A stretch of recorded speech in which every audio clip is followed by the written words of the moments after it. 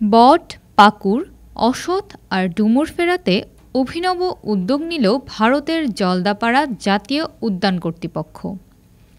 গাছের উপর এইসব চারাগাছ লাগাচ্ছেন বনকর্মীরা।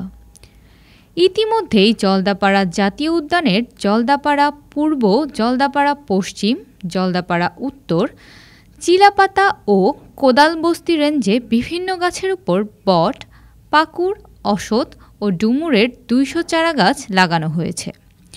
এই সব চারাগাছের জিপিএস লোকেশন নিয়ে নজরদারি রাখা হচ্ছে।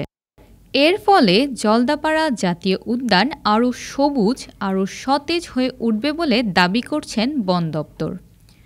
কিন্তু চারাগাছ তো মাটিতে লাগানোরই নিয়ম, গাছের উপর আবার গাছ লাগানোর এই উদ্যোগ কেন?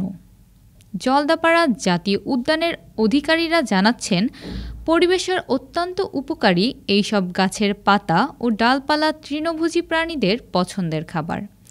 আর হাতিরা তো এইসব গাছের ডালপালা ও পাতা পেলে আহ্লাদে আটখানা হয়ে যায়, যে কারণে মাটি থেকে এইসব গাছ বড় করা জঙ্গলের ভেতর প্রায় সম্ভব হয় না।